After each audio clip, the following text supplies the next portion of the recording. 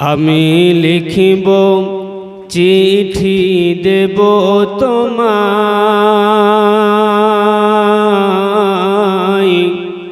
পাখি পৌঁছে দিও রওজায়। আমি লিখিব চিঠি দেব তোমায়, পাখি পৌঁছে দিও রওজায়। আমি থাকব বসে এ আশায়, চিঠির উত্তর আসবে আমার গায়। আমি থাকব বসে এ আশায়, চিঠির উত্তর আসবে আমার গায়। আমি লিখিব চিঠি দেব তোমায়, পাখি পৌঁছে দিও রওজায়। কবে আসবে মদিনার পেগাম, গায়ে বাঁধব হাজিদের এহরাম। কবে আসবে মদিনার পেগাম, গায়ে বাঁধব হাজিদের এহরাম। আমি ঘুরব মদিনার চারিপাশ, দু চোখে দেখব সবজে গুম্বাদ। আমি ঘুরব মদিনার চারিপাশ, দু চোখে দেখব সবজে গুম্বাদ। আমি লিখব চিঠি দেব তোমায়, পাখি পৌঁছে দিও রওজায়। তৃষ্ণায় কাতর আমার এ মন, তৃষ্ণা মিটাবে কূপ জমজম। তৃষ্ণায় কাতর আমার এ মন, তৃষ্ণা মিটাবে কূপ জমজম। সে পানি মাখব আমি সারা গায়ে, পাখি পৌঁছে দিও রওজায়। সে পানি মাখব আমি সারা গায়ে, পাখি পৌঁছে দিও রওজায়।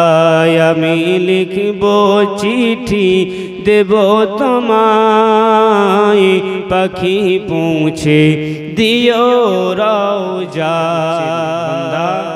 পৃথিবীর জমিন আমি আল্লাহ তোমাদের কাছে উপহার দিয়েছি। বান্দা, এই জমিনটা সমতল না করে যদি বান্দা এই জমিনটাকে সোজা করে দাঁড় করিয়ে দিতাম, বান্দা তোমরা শুতে পারতে, বসতে পারতে, দাঁড়াতে পারতে? বান্দা বলেন বাবাজি, এই জমিনটাকে সমতল করে না যদি দিয়ে এই জমিনটাকে সোজা যদি দাঁড় করিয়ে দিতেন, আমরা বসতে পারতাম, দাঁড়াতে পারতাম, শুতে পারতাম, দুনিয়াদারি করতে পারতাম? পারতাম না। মহান রব্বুল আলামিন আল্লাহ পাক কুরআন ও মাজিদের মধ্যে ঘোষণা করে জানিয়ে দিচ্ছেন, ও আমার বান্দা, আমি আল্লাহ পাক তোমাদেরকে ঘোষণা করে জানালাম। আমার আল্লাহ পাক কি ঘোষণা করে জানিয়ে দিলেন? ও আমার বান্দা, শুনে কে দাও। আমি আল্লাহ পাক তোমাদেরকে মায়া করে সৃষ্টি করেছি। আমি আল্লাহ পাক তোমাদেরকে অনেক মোহাব্বত করে সৃষ্টি করেছি। পৃথিবীর জমিনে আমি আল্লাহ পাক আমার ইবাদত করার জন্য, আমি আল্লাহ পাক আমার উপাসনা করার জন্য, আমি আল্লাহ পাক আমাকে সিজদা করার জন্য। ও বান্দা, পৃথিবীর জমিনে তোমরা কাউকে ইলাহ না বলবে, পৃথিবীর জমিনে তোমরা আল্লাহ কাউকে না বলবে, পৃথিবীর জমিনে তোমরা রব কাউকে না বলবে। ও বান্দা, শুধু আমি আল্লাহ পাক আমাকে রব বলার জন্য, আমি আল্লাহ পাক আমার ইবাদত করার জন্য, আমি আল্লাহ পাক আমার উপাসনা করার জন্য, আমি আল্লাহ পাক তোমাদেরকে বান্দা হিসাবে পৃথিবীর জমিনে সৃষ্টি করেছি। ও বান্দা, পৃথিবীর জমিনটা যদি আমি আল্লাহ সমতল না করতাম, আল্লাহ পাক নিজ ভাষায় ঘোষণা করে দিলেন, আলাম নাজআলিল আরদা মিহাদা, আলাম নাজআলিল আরদা মিহাদা ওয়াল জিবালা আওতাদা ওয়া খালাকনাকুম আজওয়াজা। আমি আল্লাহ পাক পৃথিবীর জমিনটাকে সমতল কেন করলাম বান্দা জানো? আলাম নাজআলিল আরদা মিহাদা, এই জমিনটাকে আমি আল্লাহ পাক বিছানার ন্যায় করে, আমি আল্লাহ পাক দোলনার ন্যায় করে আমি আল্লাহ পাক পৃথিবীর জমিনটাকে বিছিয়ে দিয়েছি। পৃথিবীর জমিনে যদি কোনো সন্তানকে, নবজাতক সন্তানকে যদি দোলনার ওপরে শুইয়ে দেওয়া হয়, ওই সন্তানটার যেমন কোনো চিন্তা থাকে না, চিন্তাহীনভাবে সে যেমন ঘুমায়, চিন্তাহীনভাবে সে যেমন নিদ্রায় যায়। ও বান্দা, আমি আল্লাহ পাক পৃথিবীর জমিনটাকে সমতল করে দিয়েছি। আমার বান্দারা চিন্তাহীনভাবে দুনিয়া জমিনে দুনিয়াদারি করতে পারবে। আর একটু মোহাব্বতে হয় না সুবহানাল্লাহ? আমার ভাই ও বাপেরা, কিসের জন্য সমতল করলেন? তার উপাসনা করার জন্য, তার ইবাদতের জন্য। আজ পৃথিবীর মানুষ তার উপাসনা ছেড়ে দিয়েছি, তার ইবাদত ছেড়ে দিয়েছি। হায় আফসোস, আমাদের সম্মুখ থেকে কত বড় নিজেদের পাপ মোচনের একটি মাস বিদায় নিয়েছে। কি বাপ বিদায় নেয়নি? মাহে রমাদান নামে একটি মাস বিদায় নিয়েছে না নেয়নি? এই তো গত পরশু দিন বিদায় নিয়ে গেল মাহে রমাদান। যেই রমাদান মাসে আল্লাহ পাক আমাদেরকে মাফ করবে বলে বান্দাদেরকে ডাক দিলেন, পৃথিবীর জমিনে কত পাপ করেছো, আমি আল্লাহ আমার কাছে ক্ষমা চাও, আমি আল্লাহ তোমাদেরকে মাফ করব। বান্দা, পৃথিবীর জমিনে পাপ করে নিজের ঘাটটাকে নত করে ফেলেছো, নিজের ঘাটটাকে নিচু করে ফেলেছো। ও বান্দা, আমি আল্লাহ তাও তোমাকে মাফ করব। যেই রোজা আমি আল্লাহ তোমাদের পূর্বের পয়গম্বরদেরকেও আমি আল্লাহ দান করেছিলাম, সেই রোজা তোমাদেরকে দিয়েছি তোমাদের পাপ মোচনের জন্য। তোমরা সেই মাহে রমাদানের গুরুত্ব দিলে না। আল্লাহ পাক নিজ ভাষায় ঘোষণা করে আরো জানাচ্ছে, মহান আল্লাহ পাক আরো ঘোষণা করে জানিয়ে দিলেন, ইয়া আইয়ুহাল্লাযীনা আমানু কুতিবা আলাইকুমুস সিয়াম কামা কুতিবা আলাল্লাযীনা মিন ক্বাবলিকুম লাআল্লাকুম তাত্তাকুন। বান্দা, আমি আল্লাহ পাক তোমাদের জন্য মাহে রমাদান নামে একটি মাস প্রেরণ করেছি। আমি আল্লাহ পাক আমার বান্দাদের পাপ মোচনের জন্য, আমি আল্লাহ পাক আমার বান্দাদের গুনাহ মোচনের জন্য। ও আমার বান্দা, আমি আল্লাহ পাক তোমাদের জন্য শুধু রোজাকে ফরজ করলাম না, না না, আমি আল্লাহ পাক পূর্বের পয়গম্বর আলাইহিস সালাতু ওয়াস সালামদের জন্য আমি আল্লাহ পাকে রোজাকে ফরজ করেছিলাম। ও বান্দা, এই পবিত্র মাস তাদের জন্য যেমন কল্যাণ এনে দিয়েছিল, আমি আল্লাহ পাক আমার বান্দাদের জন্য কল্যাণ স্বরূপ রোজাকে প্রেরণ করেছি।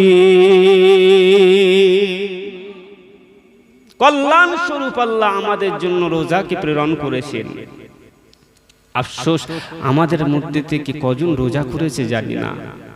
ঈদ পালনকারী সবাই, ঈদ পালনকারী সবাই, নারী পুরুষ নির্বিশেষে সকলেই ঈদ পালন করে।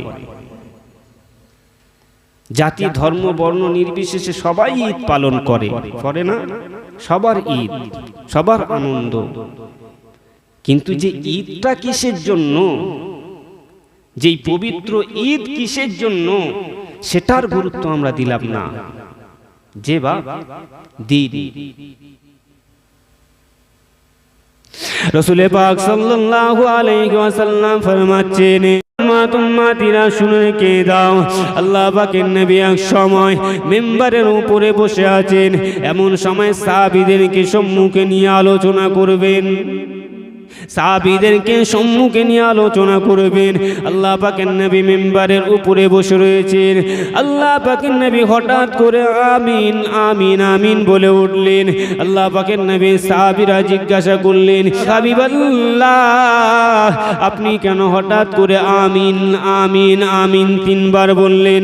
আল্লাহ পাকের নবী ওই সময় বলতে শুরু করলেন, ও বাবা সাহাবীরা, ও আমার সাহাবীরা, শুনে রেখে দাও, কেন কিসের জন্য আমিন আমিন আমিন বললাম, তোমরা কি শুনতে চাও? আল্লাহ পাকের নবী সাহাবীরা বললেন, ইয়া রাসূলুল্লাহ, ইয়া হাবিবাল্লাহ, আমরা অধীর আগ্রহের মধ্যে রয়েছি, আপনি আমাদেরকে বর্ণনা করে শোনাবেন, হঠাৎ করে কেন আমিন বললেন? আল্লাহ পাকের নবী ওই সময় বলতে লাগলেন, ও বাবা সাহাবীরা, ও আমার সাহাবীরা, আমি এই জন্য আমিন আমিন বললাম, আমি মিম্বারের উপরে যখন বসে রয়েছি, আল্লাহ পাক আমার কাছে আল্লাহ পাকের ফেরেশতাকে পাঠিয়ে দিলেন। জিবরিল আমিন আমার কাছে সালাম দিয়ে জানিয়ে দিলেন, ইয়া হাবিবাল্লাহ, আপনার কাছে আমার একটি কথা রয়েছে। আল্লাহ পাকের নবী বললেন, বলুন। আল্লাহ পাকের নবীকে ওই সময় জিবরিল আমিন ঘোষণা করে জানিয়ে দিলেন, এই জমিনে যে ব্যক্তি আপনার নাম কানা শ্রবণ নাম কানা শুনলো, যে ব্যক্তিটি নবী পাকের নাম শোনার সাথে সাথে দরুদ পড়ল না, ওই ব্যক্তিটি যেন ধ্বংস হয়। আল্লাহ পাকের ফেরেশতা আমিন বললেন, সাথে সাথে আল্লাহ পাকের নবীও আমিন বললেন।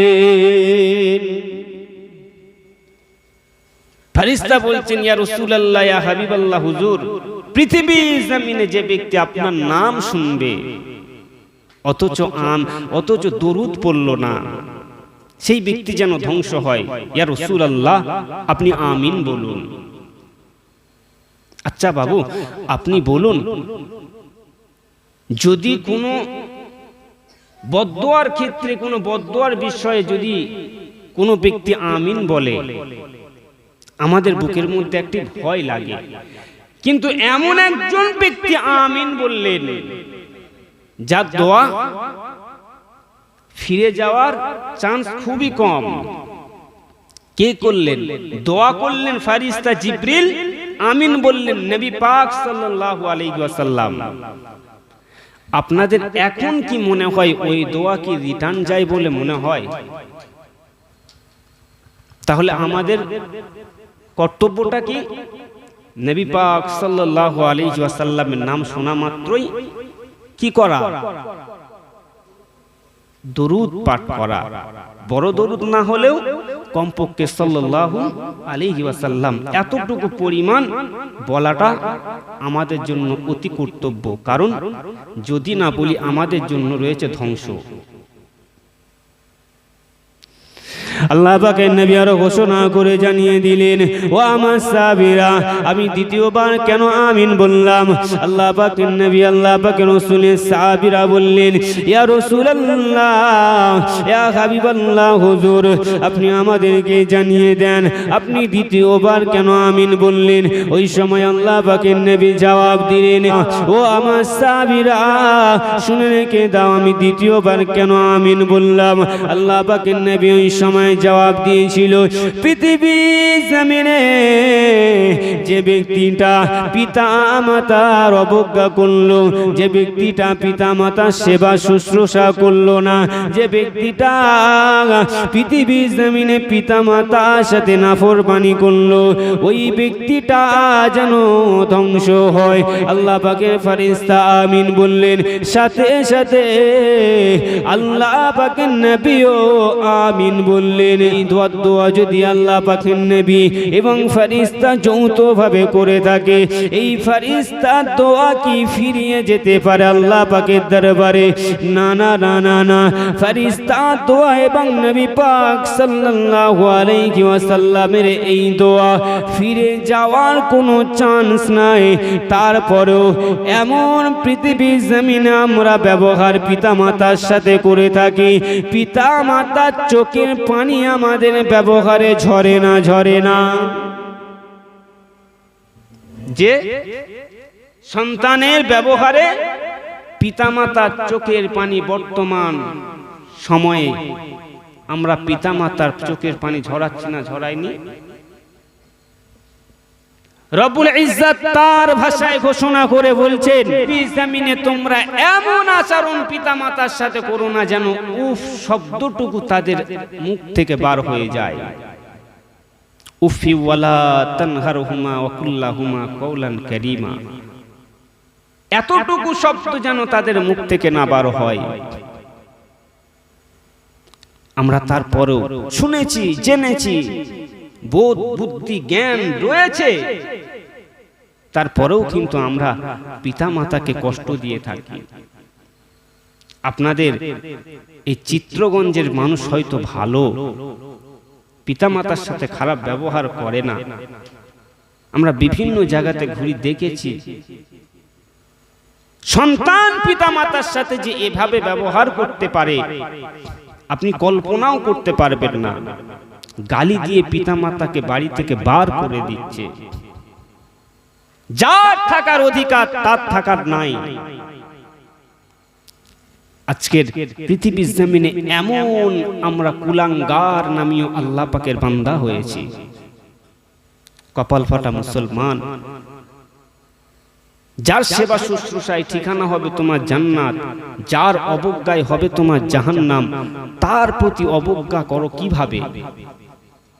তার প্রতি অবজ্ঞা করো কিভাবে? তুমি করো না। যতই নামাজ, যতই কালাম, যতই আপনি ইবাদতের মশগুল থাকেন না কেন, একবার নয় হাজার বার হজ পাক থেকে ঘুরে আসার পরেও আপনি আল্লাহ পাকের দয়া জান্নাতের ঠিকানা পাবেন না যদি আপনার দ্বারাই আপনার পিতামাতা অবজ্ঞা পায়। আমি ইতিপূর্বে কোনো এক বক্তা হয়তো আলোচনা করছিলেন এই স্টেজ থেকে, এই পিতামাতা সম্পর্কে বলছিলেন, তবে সম্পূর্ণটা আলোচনা করেননি, কিছুটা বলেছেন। আমি একটু ধরিয়ে দিয়ে যাই, যেহেতু পিতামাতা সম্পর্কে আলোচনা এসেছে, কোরআন মাজিদ ঘোষণা করেছেন, আমি বলি একটু। রাসূল পাক সাল্লাল্লাহু আলাইহি ওয়াসাল্লাম তার নিজ জবানের মধ্যে তিনি ঘোষণা করে জানাচ্ছেন, লা ইয়াদখুলুল জান্নাতা মান্নানুন ওয়ালা আকুন ওয়ালা মুদমিনু খামরিন। হযরত আবু হুরায়রা রাদিয়াল্লাহু তাআলা আনহু থেকে বর্ণিত, তিনি বলছেন, লা ইয়াদখুলুল জান্নাহ, সেই ব্যক্তি জান্নাতে যেতে পারবে না। কোন ব্যক্তি জান্নাতে যাবে না? রাসূল পাক নিজ জবান থেকে ঘোষণা করছেন যে ওই ব্যক্তি জান্নাতে যাবে না, যেতে পারবে না। আচ্ছা বলেন, আমার নবী যদি বলেন যে জান্নাতে ওই ব্যক্তি যেতে পারবে না, যেতে পারবে বলে মনে হয় আমাদের? হয় না। তাহলে তিনি ঘোষণা করছেন যে জান্নাতে ওই ব্যক্তি যেতে পারবে না। মুসলমান ঘরের ছেলেমেয়েরা, আব্বারা, তরুণেরা, আল্লাহ পাকের নবী ঘোষণা করে জানিয়ে দিচ্ছেন, ও আমার উম্মত উম্মতিরা, আমি রাসূলুল্লাহ তোমাদেরকে সাবধান করে দিলাম, আমি রাসূলুল্লাহ তোমাদেরকে সাবধান করে দিলাম, এই ব্যক্তিগুলো আল্লাহ পাকের দয়ার জান্নাতে প্রবেশ করতে পারবে না। এক নম্বরে হলো লা ইয়াদখুলুল জান্নাতা মান্নানুন, যে ব্যক্তি পৃথিবীর জমিনে কাউকে উপকার করে খোঁটা দেয়, ওই ব্যক্তিটা আল্লাহ পাকের জান্নাতে প্রবেশ করতে পারবে না। এক নম্বরে কি? যে ব্যক্তি উপকার করলো আবার ওই ব্যক্তিকে খোঁটা দিল, কি করলো? উপকার করলো, আবার খোঁটা দিল। আজকে আমি তাকে উপকার করলাম, কাল ওই ব্যক্তিটি আমার সাথে দেখা হয়ে বলল, তোকে যে উপকারটা করলাম তোর খেয়াল নেই? 10 জন মানুষের সামনে আমাকে যায় না তাই করে অপমান করলো, খোঁটা দিল, আমাকে লোকের সামনে খারাপ করলো। ওই ব্যক্তিটি আল্লাহ পাকের জান্নাতে যেতে পারবে না। তুমি উপকার করেছো, আল্লাহ পাকের কাছে ফল পাবে। খোঁটা দিলে জান্নাত তোমার জন্য হারাম হয়ে গেল, করা যাবে না। দ্বিতীয় জায়গায় আমি রাসূলুল্লাহ তোমাদেরকে জানিয়ে দিলাম, ওয়ালা মুদমিনু খামরিন, পৃথিবীর জমিনে মদ পান করে যে ব্যক্তিটি পৃথিবীর জমিনে মদ খায়, যে ব্যক্তিটি পৃথিবীর জমিনে অন্যায় অনাচার করে, ওয়ালা মুদমিনু খামরিন, ওই ব্যক্তিটি আল্লাহ পাকের জান্নাতে যাবে না। পৃথিবীর জমিনে তোমরা অন্যায় অনাচার করার পরেও তোমরা পৃথিবীর জমিনে আমি আল্লাহ পাক আমার কাছে যখন ক্ষমা প্রার্থী হবে, আমি আল্লাহ পাক আমার কাছে যখন ক্ষমা চাইবে, অন্যায় করেছো, পাপের মধ্যে লিপিবদ্ধ থেকেছো, পাপের মধ্যে হ্যাট হয়ে গেছো, বান্দা ক্ষমা পাও নাই, দুনিয়ার মানুষের কাছে লজ্জিত, বান্দা দুনিয়ার মানুষের কাছে লজ্জিত, বান্দা আমি আল্লাহ পাক আমার কাছে ক্ষমা চাও, আমি আল্লাহ আমার কাছে মাফি চাও, আমি আল্লাহ তোমাকে মাফ করে দেব। আল্লাহ পাক যদি বলেন বান্দা তোমাকে মাফ করে দেব, বান্দার কি চাওয়া আল্লাহ পাকের কাছে দরকার আছে না নাই? আমরা আল্লাহ পাকের কাছে চাইনি, দুনিয়া জমিনে আমরা নিজেদের প্রবৃত্তির চাহিদায় সব কিছুকে ঢেলে দিয়েছি, কিন্তু আমরা সেই রবের দরবারে আমাদের জীবনের জন্য কিছু চাইনি, মাফির জন্য কিছু চাইনি। অথচ আমার আল্লাহ পৃথিবীর জমিনে সৃষ্টি করলেন আমাদেরকে তার ইবাদতেরই জন্য, তার উপাসনারই জন্য আমাদেরকে আমার আল্লাহ সৃষ্টি করলেন। আমি আল্লাহ পাক তোমাদের কি পৃথিবীর জমিন উপহার দিলাম, আর জানিয়ে দিলাম বান্দা আমি আল্লাহ পাক জমিনটাকে সমতল না করে যদি এই জমিনটাকে সোজা করে দাঁড় করিয়ে দিতাম, বান্দা তোমরা পৃথিবীর জমিনে চলাফেরা করতে পারতে না। আমি আল্লাহ পাক এই জমিনটাকে শুধু করে সমতল করলাম না, আমার বান্দা আমাকে সিজদা করতে পারবে, আমার বান্দা আমার ইবাদত উপাসনা করতে পারবে। জমিনটা শুধু আমি আল্লাহ সমতল করে ছেড়ে দিলাম তা নয়, আমি আল্লাহ পাক আরো ঘোষণা করে জানিয়ে দিলাম, ওয়াল জিবালা আওতাদা, বললেন ওয়াল জিবালা আওতাদা, আমি আল্লাহ পাক জমিন যখন সৃষ্টি করলাম, আমি আল্লাহ পাক পাহাড় পর্বতগুলোকে, আমি আল্লাহ পাক পাহাড় পর্বতগুলোকে জমিনের মধ্যে আমি আল্লাহ পাক স্থাপন করে দিলাম। এই জমিনের মধ্যে স্থাপন কেন বান্দা পাহাড় পর্বতগুলোকে পাঠালাম? একটা বারের জন্য কি বান্দা চিন্তা করেছো? আল্লাহ পাক এই জমিনগুলোকে, এই জমিনের উপরে পাহাড় পর্বতগুলোকে স্থাপন কেন করলেন? না না না না, বান্দার জন্য যখন আল্লাহ পাক যেটা দিয়েছে আমরা সেটাই নিয়েছি, কিন্তু একটা বারের জন্য আল্লাহ পাকের মাখলুক নিয়ে কখনোই ভাবি নাই। আমাদেরকে আল্লাহ পাহাড়ে কেন পাঠালেন সেটাকে নিয়ে আমরা কখনোই ভাবি নাই।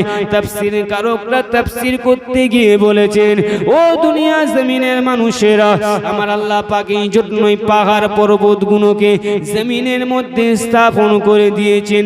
কিসের জন্য স্থাপন করলেন? জমিন যখন থরথর করে কাঁপে, জমিন যখন নড়ানড়ি করে, জমিন যখন ভূমিকম্পের মতন কাঁপে, পাহাড় পর্বতগুলোকে স্থাপন না করতাম, এই জমিনটা থরথর করে কাঁপতো, এই জমিনটা ব্যালেন্স হারিয়ে ফেলতো, এই জমিন এক জায়গায় স্থির হয়ে দাঁড়িয়ে থাকতে পারতো না। তাই আমি আল্লাহ পাক এই জমিনের উপরে পাহাড় স্থাপন করে দিয়েছি।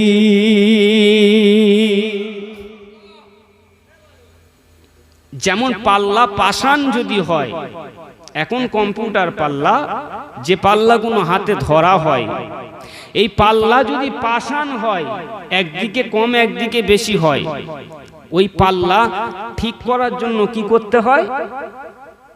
আর একদিকে একটু মাল দিয়ে সমান করে নিতে হয়। একটুখানি মাল দিলে সমান হয়। তদ্রূপ জমিন এদিকে ভারী হয়ে গেছে, জমিন এদিকে ভারী হয়ে গেছে, আর একটা দিকে আমার আল্লাহ পাক পাহাড় স্থাপন করে সাম্য বজায় রাখলেন। এই স্টেজটা রয়েছে, এই স্টেজটা কি পেরেক ছাড়া রয়েছে, দড়ি বাঁধন ছাড়া রয়েছে? হয় দড়ি বাঁধন, না হয় পেরেক মারতে হয়েছে। তাই আল্লাহ বললেন, কিলকের ন্যায় আমি আল্লাহ পাহাড় স্থাপন করেছি, পেরেকের ন্যায় আমি আল্লাহ পাহাড় স্থাপন করেছি। পেরেক যেমন কাঠকে ধরে রাখার জন্য মারা হয়, তেমনি জমিনটাকে ধরে রাখার জন্য আমি আল্লাহ পাক পাহাড় পর্বতগুলোকে স্থাপন করেছি। আর একবার হয় না সুবহানাল্লাহ? আর একবার হয় না সুবহানাল্লাহ? আমার আল্লাহ বান্দাদের উপরে দয়া করে, মায়া করে, কত সুন্দর করে আমার আল্লাহ সিস্টেমটাকে সাজালো। অথচ সেই রবের ইবাদত বান্দা করে না, সেই রবের ইবাদত বান্দা করে না। যেই বছর চলে গেছে, মাহে রমজান পার হয়ে গেছে, সেরকম পূর্ণাঙ্গ ইবাদত হয়তো তার করতে পারিনি। আল্লাহ পাক আমাদের এখন থেকে প্রস্তুতি নেওয়ার তৌফিক দান করুক আগামী বছর মাহে রমাদানের জন্য। সাহাবী হুজুরদেরকে রাসূল পাক আদেশ করতেন, বারবার করে আদেশ করতেন, সাহাবীরা মাহে রমাদান আগত, তোমরা প্রস্তুতি নাও, তোমরা প্রস্তুতি নাও, মাহে রমাদান আগত।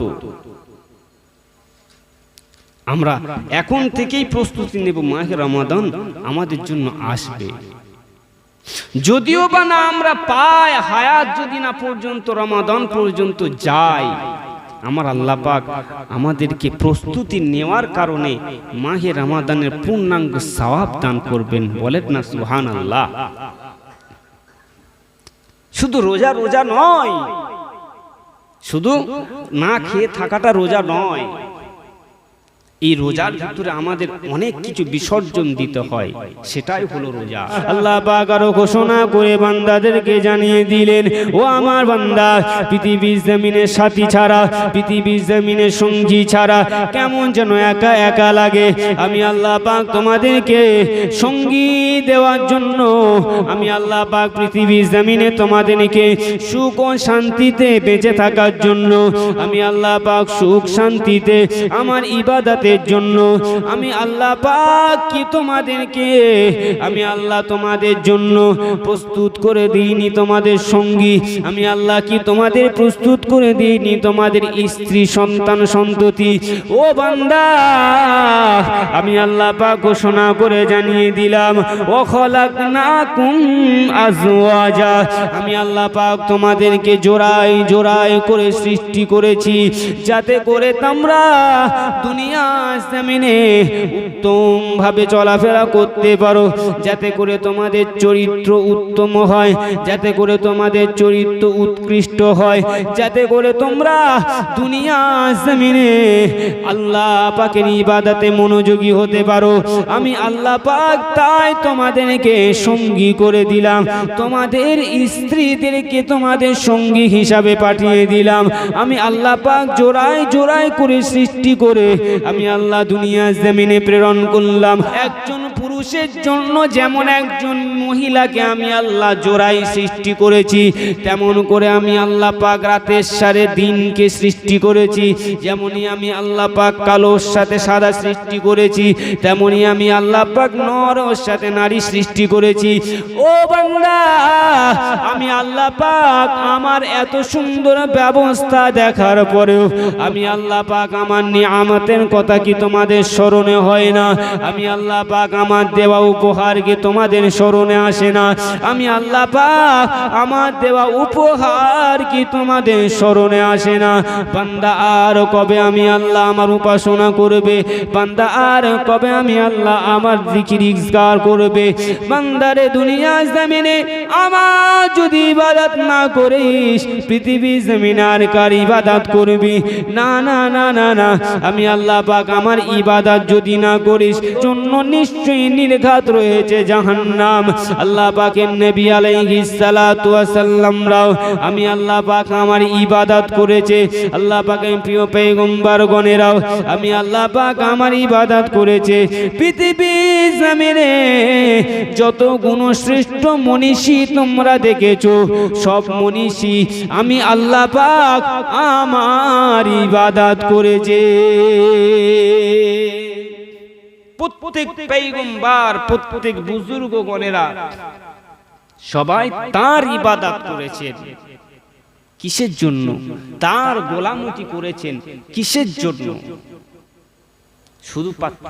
শুধুমাত্র তার সফলতা পাওয়ার জন্য, তার আযাবে জাহান্নাম থেকে বাঁচার জন্য, তার কঠিন হুঙ্কার থেকে নাজাত পাওয়ার জন্য, তার দয়ার জান্নাত পাওয়ার জন্য। অথচ আমরা পৃথিবীর জমিনে সব কিছু করেছি তার দয়ার জান্নাত পাওয়ার জন্য। একবারের জন্য আমরা ভাবিনি যে আল্লাহ পৃথিবীর জমিনে আমরা সব কিছু করেছি, সবের জন্য মারামারি করেছি, জায়গা জমির জন্য যুদ্ধ করেছি, জায়গা জমির জন্য ভাইকে আপনকে পর করে দিয়েছি, জায়গা জমির জন্য নিজের আত্মীয়তার বন্ধন ছিন্ন করেছি। তারপরেও আমরা পৃথিবীর জমিনে আল্লাহ পাকের ইবাদত করলাম না, উপাসনা করলাম না।